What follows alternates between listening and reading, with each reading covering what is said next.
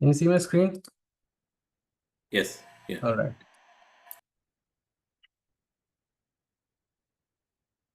Don't take that bait. Phishing.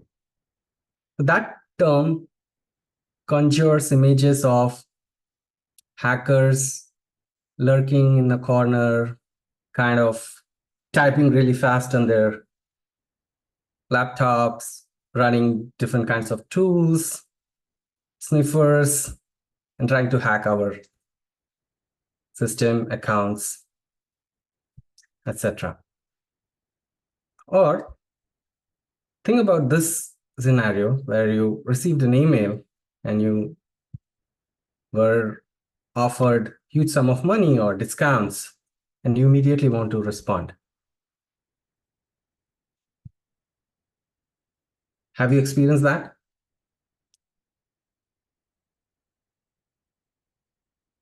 So today we are going to talk about phishing. And it's important because if you get such an email, you must take a moment, take 5 seconds, take a long breath, and then think whether you should respond to that or there are other ways to react.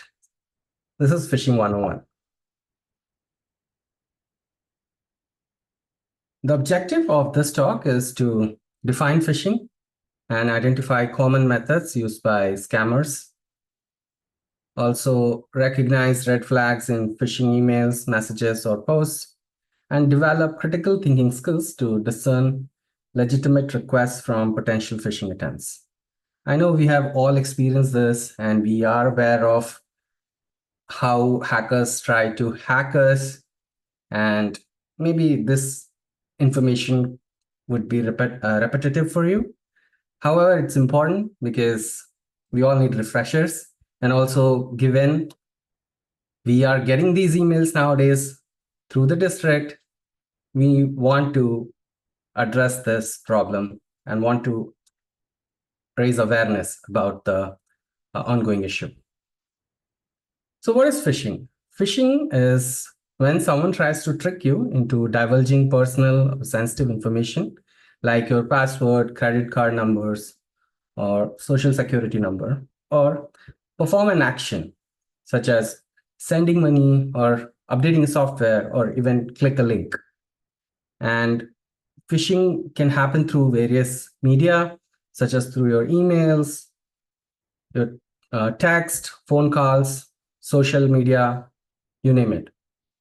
So there are various ways someone can try to phish, and it's important to recognize what are these different channels. Now think about when you received an email or a message that asked for personal information, what made it suspicious? Anyone wants to share? Kushi?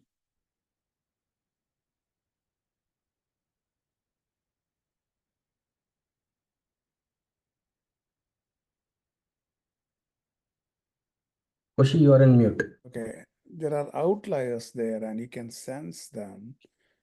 The preeminent example that comes to my mind is the Nigerian email scam. Yeah, I would say Yes. that. Yes. There are a lot of red flags and that made them look suspicious. And as you said, there are outliers. So is there a framework we can follow? That is something we'll discuss. But then it's also important to understand what are different types of phishing. So phishing as a term generally refers to email phishing, where you received an email and it has for some information, asks you to perform an action. But there are various other channels, such as sending such a link or a request through SMS or text, which is termed as smishing, or it could be on a call. And call is particularly dangerous because you are interacting directly with the scammer or the hacker, and they may end up manipulating you into taking an action. So that actually raises the risk of getting phished. With other means, you still have time to think. Social media phishing is yet another way people get phished. There could be links on your social media accounts, or even when you are browsing a website, you could see some pop-ups that may ask you to perform an action or share some sensitive information. Coming back to a framework that can be used to recognize suspicious messages or the outliers. So there is this term called stall. So basically stall when you receive a suspicious email. And these essentially are the red flags that can signal that there is something wrong with the email or the message or the call that you received. So S stands for the sender. Look for the sender who has sent the email. Look for the from section in the email. Or if you are using SMS, look at the phone number. Check for the tone. Is it urgent or threatening language? Are they asking for your personal information? How are the greetings in the email? Are they too generic or they are personalized? Also, does it sound too good to be true? Are there any misspellings or grammatical errors? So check for the tone. Next is look for any attachments in the email. Do not click on those attachments because usually it could be a malware. So take note of any attachments in the email. Are there any links? Do not click on the links. See if they are legitimate links. And next is login. So if they are prompting you to log into your account and share sensitive information, your username, password, etc., that could be another sign of a malicious message. Here is an example. So this email says urgent, and the sender is support.secureaccount.com. Are you expecting an email from the sender? And how's the subject line looking? It says urgent.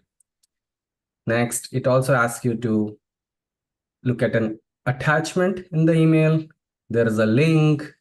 There is a request to log in.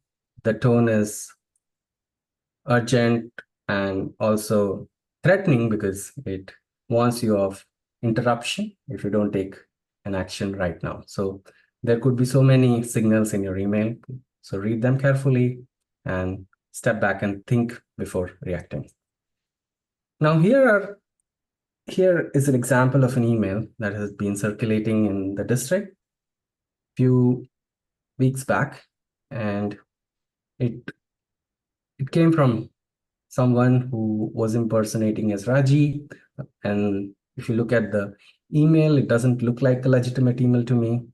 Also, it asks for your availability. And in some cases, they have even asked for some gift cards to be sent or money to be sent to the district.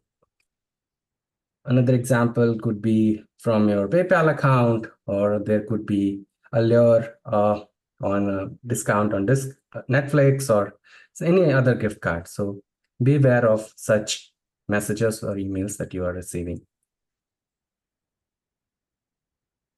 Few more signals you can see in emails coming from your social media or maybe your PayPal account or any other service that you use. Look at the branding, how the brand image looking. Again, aggressive wording. It could be threatening, could be aggressive. Again, as I mentioned before, look at the type of greeting it has. And the point is, these are all scam alerts. So do not react. Take a moment before reacting. Here are a few other examples of finding or looking at the red flags in your email. So example one is you receive a message on email from someone claiming to be your friend or family. Usually it can be a stranger, but they can also be impersonating as your friend or family and asking for sensitive information. But the address could be new, right? Or something that you never receive an email from. So look for those signs. And as I said, there could be some websites where you would see a pop-up window asking you to share some information urgently. So check for all these signals. These are all red flags. And I believe looking at these examples, it's obvious, we need to wait before reacting. So again, a refresher, I'm going to reiterate all these red flags so that it actually gets hammered into our brain. What are these red flags? And we take a moment before reacting next time. So it could be urgent or threatening language, suspicious sender information. It could be asking you for your personal information. There would be misspellings and grammatical errors. There could be suspicious links, attachments, generic greetings. And in general, it's too good to be true, because if they are offering you $1 million, like the Nigerian scams, it's definitely not going to get anything. And it's a scam. Now, can you share, like, out of these different red flags, which of these is the hardest to detect? Vincent, do you want to share? Yeah, for me, the hardest one to detect personally is just the ones where it's urgent. Sometimes it's like it just turns off a lot of my brain detection. I was like, oh my gosh, urgent. I'm going to lose a lot of money if I don't check my account. And then I'm just thinking like, wait, I'm confused. This looks really legitimate because it comes from, like, I remember getting one from Bank of America and they had the whole logo and everything. And I thought, oh, this looks real. I don't remember opening this account, so maybe someone hacked me. And I was about to like enter information to find out. It was one click away. For sure. Yes, I think all those branding, because now it can be copied from anywhere, also generated. So yeah, that makes it really hard to detect. Gani, do you want to share your experience of identifying any of these red flags that you found challenging? Yeah, I may sound with some noise because I'm driving, but one thing I find difficult is the sender's name. Sometimes they change only the single letter in the domain, and it gets really difficult to see that. Like, consider our brand, our company name is Infinera. They put two eyes at the place of one eye, and it really gets difficult for us to identify such things. We need to be really careful when we are getting some sender mail with that. Yeah, that is something with the personal experience. Absolutely. Yes, those minor details sometimes are really difficult to detect, and we may end up reacting or responding before thinking. So yeah, great examples. Thanks for sharing those experiences. Now, here's a disclaimer from the district, because there have been some emails that we received in the last month or few weeks back.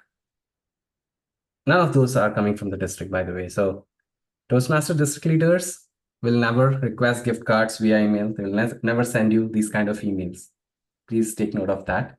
And if you receive any emails asking for a quick chat or money, please call and verify their authenticity. If it's coming from Raji, Anna, any of Wendy, any of the division directors, please call and verify if we have sent you such emails. That's much better than responding to those emails or taking an action. Always check the email signature or footer for the sender's details when receiving messages. All of us usually have our sign or some footer at the bottom of our email. So please watch out for those signs. And if you continue to receive such suspicious emails, please report them to Raji or any of us. So it's important to be aware of all these red flags, and it's important that we protect ourselves. So reiterating again, call back or text the sender and check the authenticity of the message if it's coming from the district leader. use a cautious approach to online transaction if they're asking you to perform an action, specifically transferring some money or gift card. Verify the identity before acting by logging into your account or sending a DM via trusted channels. Check the sign or footer. And it's important that you report these. So you could also report from the email site itself. And yeah, definitely report it to district if you continue receiving these emails. Now, some general tips about protecting your account. I'm sure you already know about this, but again, it's important to address that sometimes we have weak passwords. So always use long, random, unique passwords. They should be difficult. And when you have difficult passwords and a lot of unique passwords, it may sometimes get really tedious to manage them. So you may opt in for a password manager. Usually Google has an embedded password manager if you are used to the Google ecosystem, or you can use other password managers as well. Always use multi-factor authentication for logging into your accounts. OTP, one-time passwords, or authenticator app is a great tool that one should be using. Usually, multi-factor authentication is about verifying yourself, your identity through multiple channels, and these are like basically authenticate yourself with something you have, something you know, and something you are. So something you have is basically your phone, so where you receive an OTP or where you have an authenticator app. Something you are is your fingerprints or your eye scans, right? That is something you are. And something you know is basically your password or passkeys. So that's basically the multi-factor authentication. So follow these very simple tips to safeguard. And this is general recommendation to say, protect yourself from all these kind of attacks and suspicious communication. As I said, it's important to report if you are receiving these kind of emails on Gmail, or even if you look at Outlook, there are these options to report spam, report phishing. Check on the settings. You will always find these, report them, and then the service itself will flag these kind of emails if you have been receiving. If you are at work, report these kind of emails to your IT department so that they can take the required action. Please do not forward these kind of emails to your friends or colleagues. If you need advice, you can show these emails to them on your device, but do not forward them, because it only increases the risk of those links or attachments links being clicked or attachments getting downloaded. So we don't want to spread it forward, right? Reporting phishing is important. So make use of these options from your email service. Now, these are basic ways hackers are trying to phish. And the most important thing is, in this ecosystem, the link they exploit is the human element. And tech is not a problem, humans are. So we fall into these traps. So it's important to not take that bait, protect ourselves, and think before reacting. But as technology has evolved, so has phishing. Now there is AI, and there are really fast machines that can be leveraged to do advanced kind of phishing. So there is voice cloning and deep fakes that happen now, personalized phishing, because we have generative AI. Remember the problem with the grammar or misspellings in the email? That is no longer there. It's really easy to create personalized emails. And if the phishing is targeted at an individual, it's called as spear phishing. There are other ways, such as business email compromise. A hacker would compromise the email account of, let's say, an executive at the company and send out email to everyone. And we usually trust those kind of emails. So we may end up doing something harmful for ourselves and others. So that is another kind of advanced phishing that's happening. Professional network social engineering, now that we all are on LinkedIn and we are maybe actively looking for jobs. So hackers may exploit that as well, send you some offers and get your sensitive information. So these are other ways. There are other ways such as echo spoofing that I recently learned about from Venu,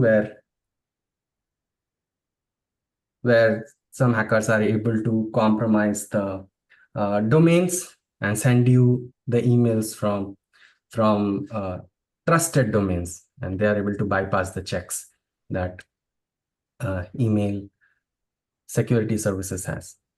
Yes, Kunal?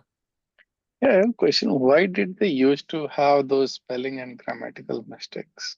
Yes, because these emails hackers would generally, they are everywhere across the world, but I mean, there are majority of hacking that's happening from countries where these hackers do not have English as their native language, and they could be writing these emails that are not grammatically correct. That is one reason that we could have been getting these kind of misspellings and grammatical errors in the email. So it's not always the case, but yeah, most of the time we get the emails from these countries where people do not speak English, and that could be one of the reasons. So as we see, there are these advanced techniques now, and it's important that we understand few of these in detail. So we can discuss how AI is impacting this art of phishing or technique of phishing.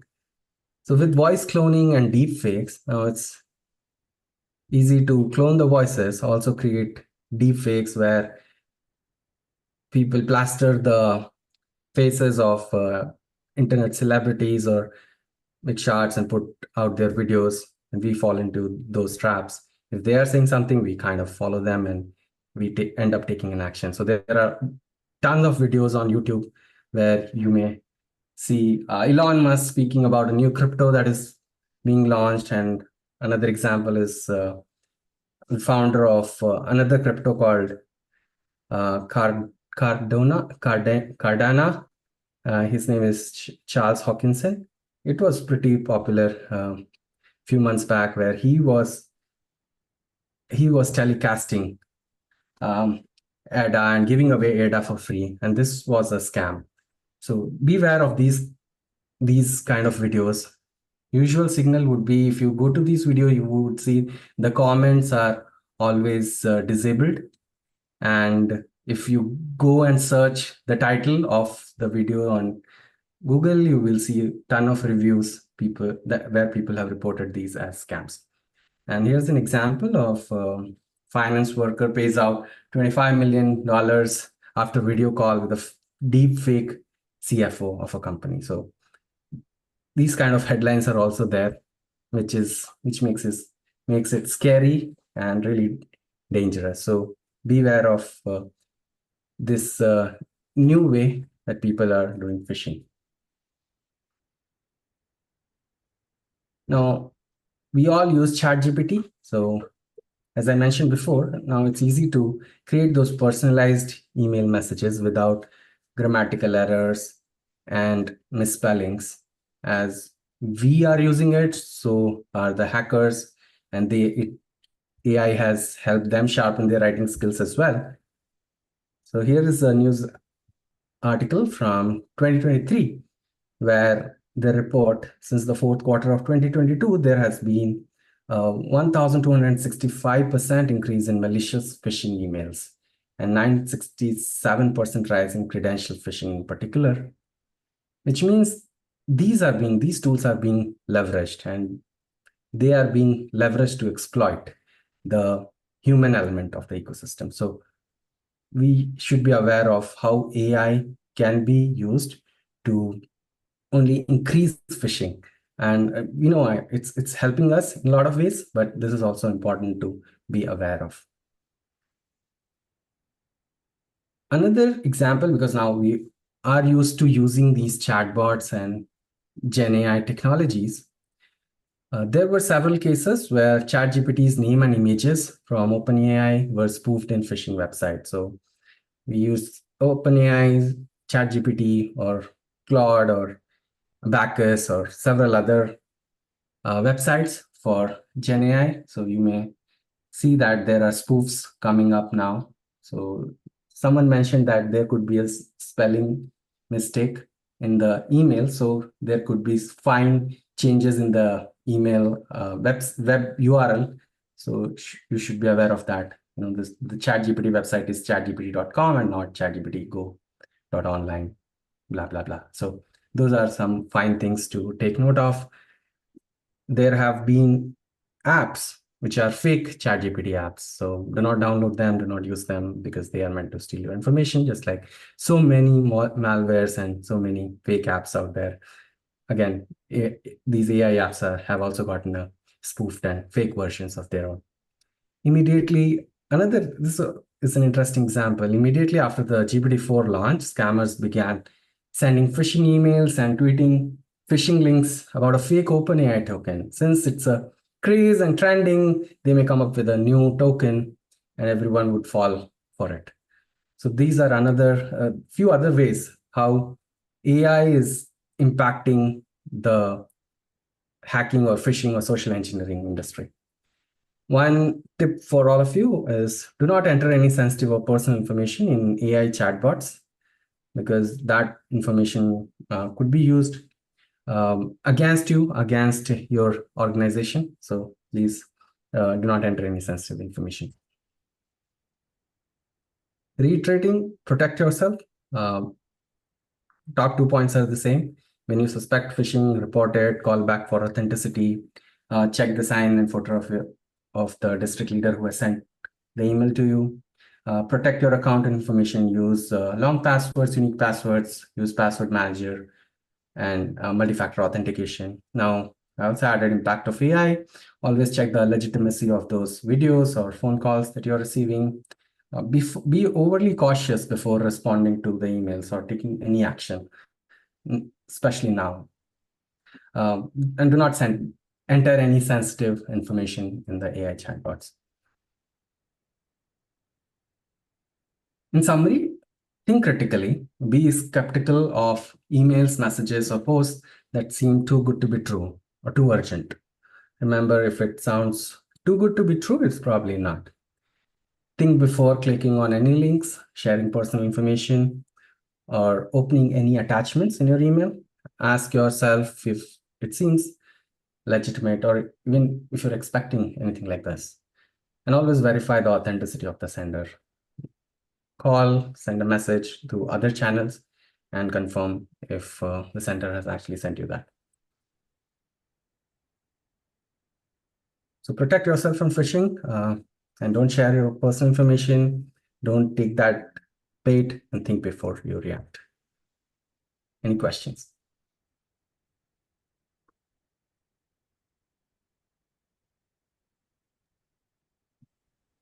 I was wondering, Neetish, is there a way we could tell if our information has been compromised? Is there any good tool or any website that says, hey, this is something that you'll need to be careful for if you use this email? Yeah, one way I can think of is if you have that specifically applies for the passwords. If you have used a password in the past and it has been compromised now, I think Google, in your Google account under security, you can check that. It'll mark this website or this account of yours is using a password that was compromised in the past. That I have seen on especially Google account.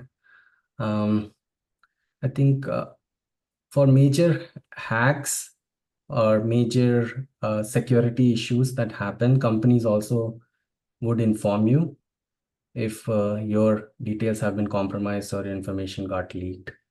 So it happened in the past for some of my insurance companies, they mentioned, and I think there was, I'm blanking on the name, but yeah, it would usually you would get an email and they would disclose it to you. So if there is any hack there's any security issue that has happened, the company, it's mandatory that the companies disclose that to its stakeholders and customers. I think if others have any experience or know about this, please feel free to share. Thank you. I wanted to add a couple of things. Koshi, I think you have your hand raised. Maybe you can go first. Well, if Venu wants to speak, I mean, you can go ahead. I mean, my question was just tangential. Well, email is just one thing that we are interacting with. We also interact with the web browser a lot. And that is another potential source of all of these activities. Yeah, so I just want to mention that. But anyway, I'm actually, but that's all I have to say. Yeah. Okay. Yeah, Koshi, that's right, and I can cover that too. But Vincent, to add to what you asked. So typically in the cybersecurity or in any security domain, you take a pessimistic approach. You always think the information is compromised. That's where you start with. But with whatever is happening at this time, if you are using a AT&T internet, if you are using a Verizon internet, if you are using, I think it's Lumentum or some other internet, then your information is probably compromised. There was a hack happened, which millions and millions of information has been leaked. So pretty much every year there are lots and lots of hacks happening. So to start with, just take that approach that hey, at least my information is out there. There are a couple of websites where you can find your information, and they actually show you just a few records about you, where you stayed, what's your phone number. But for the full information, you have to pay. But whatever information they show as a free is very accurate, and that's probably what you should be doing. So Koshi, I think you mentioned browser. So that's definitely true. So that's why you can do a pop-up blocker, which is strict restriction on the pop-up blocker, which can block many of the things. And try to use incognito mode and don't store passwords. These are the three things you should do, because if you store passwords, then it's already in the cloud. So you cannot do anything there. Also, Neetish, once you're done, maybe I have something to show, just 2 slides, like an example of what you can do. Okay. Yeah. Next, if you are done with the questions, next we have just for fun and a refresher again, a Kahoot session. It's gonna have very easy questions. We can do that after Venu shows his slides. Venu, go ahead. Are we done with the questions? One more quick question, maybe that could get addressed with what Venu is showing. Since, at least for Toastmasters, we use a lot of email communication to reach out to clubs and stuff like that. Are there any particular settings on our email accounts that we should always kind of turn on to kind of detect spam a little more easily? Because a lot of times we mindlessly, oh, it's a Toastmaster email, and we kind of engage with that more than. Yeah, so unfortunately, the free version of Gmail doesn't have. So what really happens is Gmail offers something called as Gmail Workspace, Google Workspace. As a part of the workspace, you get all the enterprise level email and other products for with the enterprise support. Unfortunately, we went through the emails which got triggered from D101 with your name. So the technique used there is called echo spoofing. So what we usually do in emails authentication is we try to check, oh, a particular domain abcd.com, is it a valid domain or not? And we say that, oh, it's valid domain, okay, let it through. But here what happens, echo spoofing, is first the hacker sends it, the email, to the proper domain, and then gets back that same email, and then sends the actual spam email. So with that, what happens is the second time the spammer sends it, that's actually a legitimate email. It will be looking like a legitimate email. So every other check will be skipped for that email, because second time it is going through and it is passed all the checks. So that's what is being done. And unfortunately, for the free version of the Gmail accounts or other free version of the emails, you cannot control this, because this one has to be controlled in a other network level where you can set some settings, and that you cannot do it here. That can only happen in the paid version of the Gmails. But I can show something. I don't know whether that will actually be helpful here.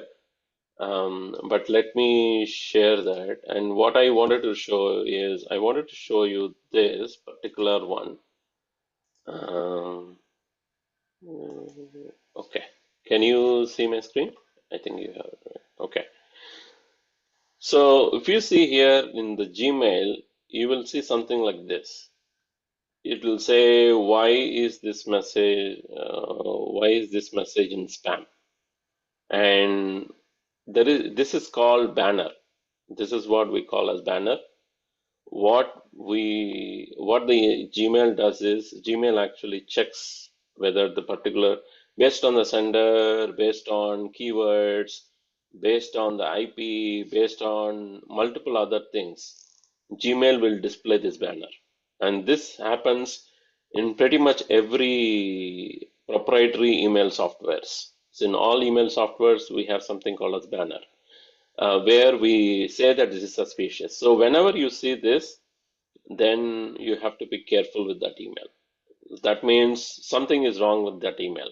It may not be visible to the plain whatever we see, but it is definitely something is wrong with this email.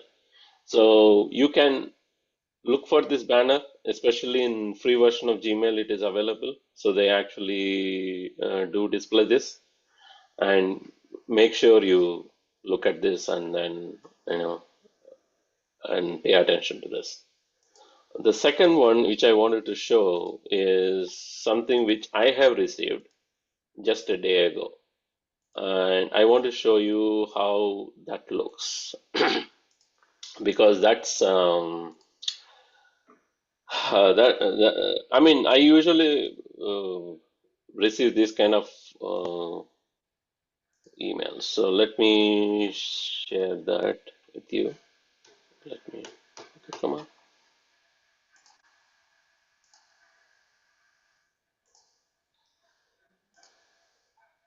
Okay, so where is it? Share.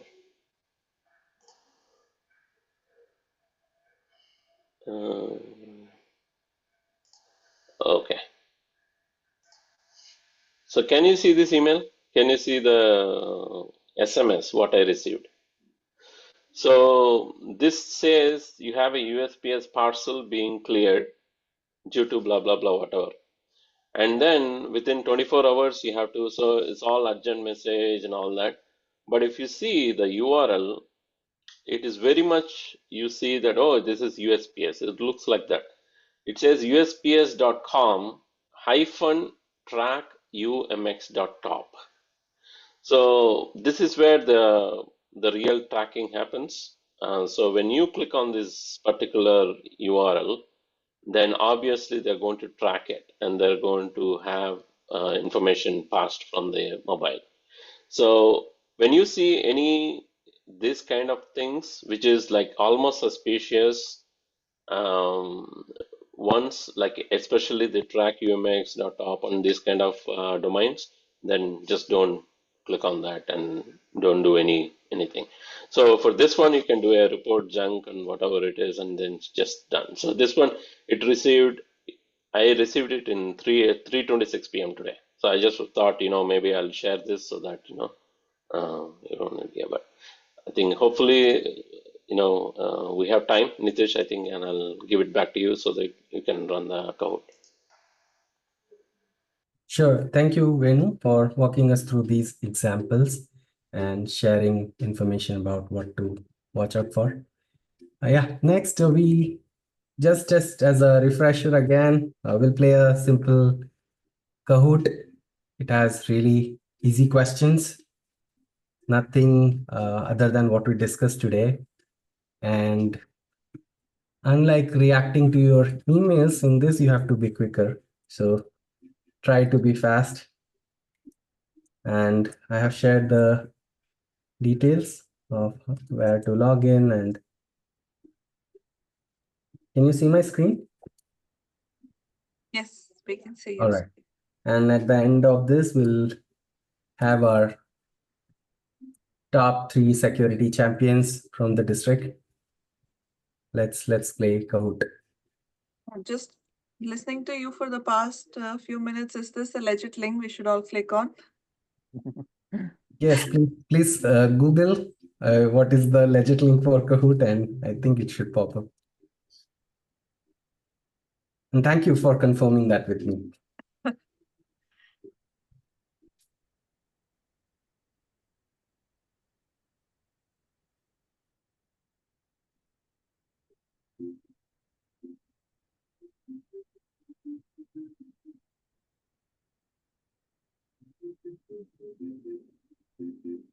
So we are still waiting for Gani and Pradeep. Gunny said he was in car, so he might not be Okay. able to. And Pradeep, are you going to join?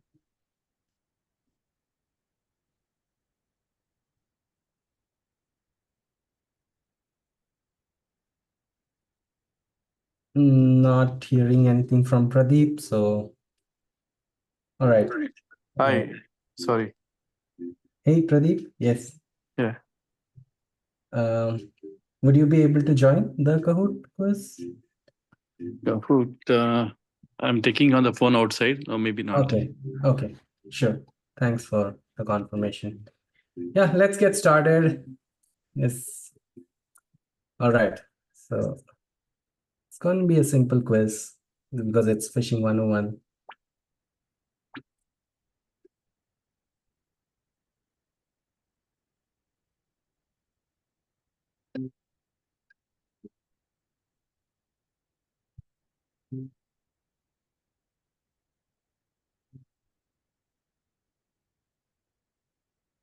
All right.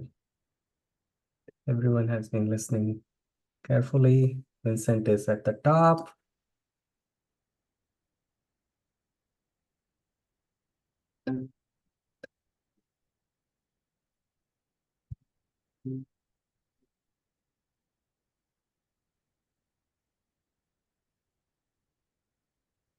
Great.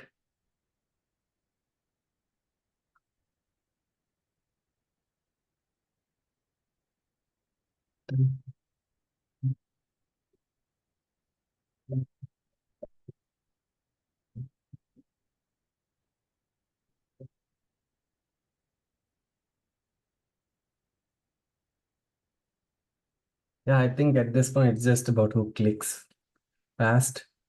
I know you know all the answers.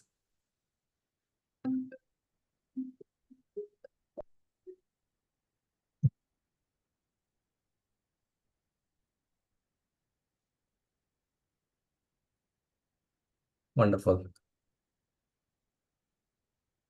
We can go past these questions real quick.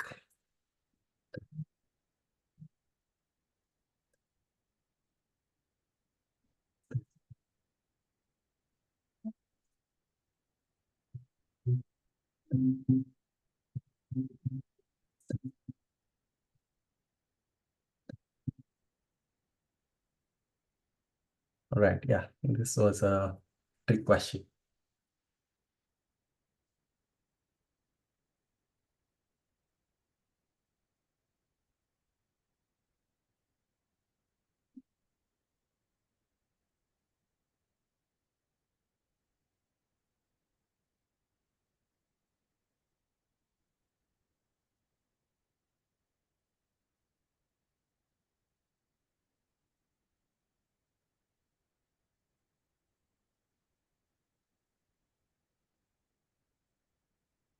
Yes, I was expecting few people to click on option D.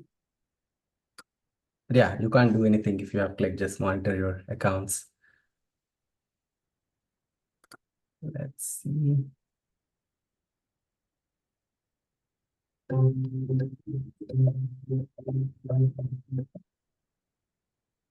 Great. Everyone has a great memory. Next.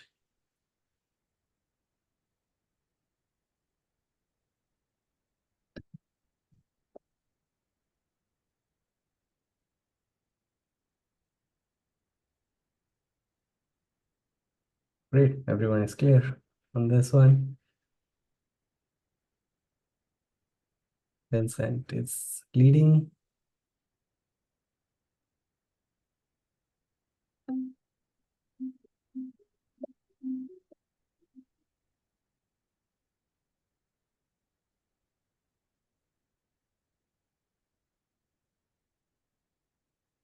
Someone misread the question, I believe. All right.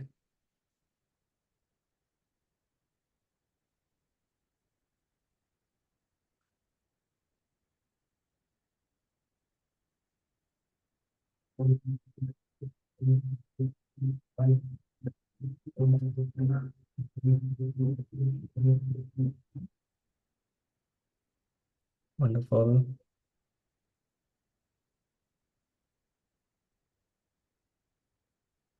And here's the last question.